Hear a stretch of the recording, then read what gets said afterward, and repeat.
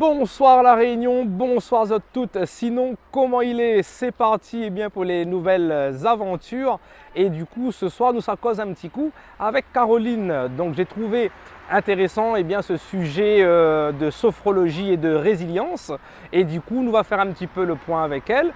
Et dans ce monde que nous vivons actuellement, avec tous ces soucis, tous ces tracas, comme dit Créole, toutes ces problématiques, j'ai trouvé franchement super sympa un petit peu cette activité, ce secteur d'activité. Et sans transition, je vous invite à retrouver un petit peu les explications avec Caroline. C'est parti! Bonjour. Bonjour. Vous vous appelez? Caroline Galin. Merci, enchanté. Enchantée. Alors, je vois sophrologie et résilience, pardon. C'est ça. Et alors, donc expliquez-nous un petit peu comment ça se passe. Alors, moi je suis sophrologue, donc Ouais. je suis sophrologue spécialisée dans le handicap. C'est-à-dire que j'ai une formation spécifique que j'ai rajoutée à ma formation de sophrologue. Et résilience, pourquoi? Parce qu'en fait, la sophrologie, c'est une méthode d'accompagnement des personnes où nous allons pouvoir vous accompagner dans les différentes étapes de vie. Mais c'est une méthode qui est non inductive. D'accord? Voilà, donc on va essayer de vous amener vers un meilleur équilibre dans votre vie, entre votre corps, votre mental, et vraiment d'être équilibré au niveau de l'ensemble de ce qui vous constitue. Permettre à la personne d'être bien ancrée peut-être. Bien ancré, effectivement, bien aligné. Aussi face à soi-même. C'est ça. Et d'être au clair aussi avec ses valeurs. C'est pas toujours facile dans la vie actuelle d'être au clair avec ses valeurs et surtout d'être équilibré par rapport à ce qu'on souhaite pour nous ou pour les autres. Mais d'abord, on va commencer par nous-mêmes. Sophrologie pure. Oui. Qu'est-ce que vous pouvez nous dire dans la sophrologie pure Sophrologie. comme définition? Alors, c'est une méthode d'accompagnement, d'accord, non inductive, qui permet au sophrologue d'accompagner la personne sur son propre chemin. D'accord? C'est une méthode qui est basée sur la méditation, l'hypnose, d'accord, qui induit de la relaxation. On va d'abord écouter le corps. Qu'est-ce qui se passe dans mon corps? Par exemple, quand j'ai une émotion, quand je suis en colère, qu'est-ce que je vis? Comment je vis dans mon corps cette émotion-là? D'accord? Et une fois qu'on a identifié comment fonctionne son corps, quels sont les messages qu'on envoie, on va pouvoir travailler sur autre chose. La gestion de la douleur, la gestion des émotions, la gestion du stress.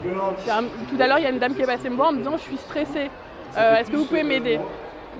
Oui, certes, peut-être, il faut voir, mais le stress, vous me dites que vous êtes stressé, dites-moi-en un peu plus, c'est quoi le stress pour vous? Et là, du coup, en fait, on va s'adapter à la personne, parce que vous pouvez me dire que vous êtes stressé, et la manifestation de votre stress, ce ne sera pas la même que la mienne, par exemple. Donc il faut trouver la cause du pourquoi pour pouvoir le traiter en profondeur par la suite. C'est la personne qui va trouver la cause du pourquoi. Nous, on va l'aider à identifier les ressources qu'elle a elle-même. L'aiguiller.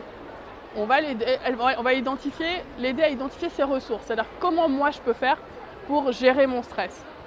Comment il se manifeste chez moi, comment est-ce que ça se déclenche au niveau de mon corps. Est-ce que, par exemple, voilà, j'ai mal au ventre. Souvent les parents disent oui, mais mon enfant il est stressé parce que quand il va à l'école, il a mal au ventre. Ça peut être ça, mais ça peut être d'autres choses en fait. Mais c'est vraiment la manifestation physique. Qu'est-ce qui se passe dans mon corps? Et une fois qu'on connaît ce qui se passe dans son corps, c'est beaucoup plus facile d'être au clair avec soi-même. Parce que du coup, on va sentir qu'on est stressé. Ah tiens, je dis ça, je vais te dire oui, mais je sens que mon corps il est tendu. Est-ce que c'est vraiment un vrai oui? Ça, c'est pas le sophrologue qui va apporter la réponse, c'est la personne elle-même parce qu'elle se connaît mieux. Très bien. C'est voilà. Très intéressant en fait. Hein? J'en doute pas. C'est vrai que dans cette vie actuelle où il y a pas mal de personnes qui sont troublées, stressées, angoissées, peut-être par l'apport de cette sophrologie, les accompagner au mieux. Voilà. Et comment vous retrouvez? Alors, vous pouvez me retrouver sur mon site internet, Caroline Sophrologie et Résilience. Après, vous avez aussi les permanences de SOS Sophro, qui sont des permanences gratuites, avec un numéro de téléphone. À partir du mois de septembre, ce sera un numéro national. Vous avez des sophrologues bénévoles qui sont là pour répondre à vos appels lorsque vous avez une émotion qui est trop forte, il y a quelque chose qui se passe et que vous avez besoin en fait de faire une petite séance de sophrologie. Alors, ça sera essentiellement de la relaxation, mais vous avez des gens qui sont là pour vous répondre. Je vous remercie, c'est très gentil. Je vous remercie à vous.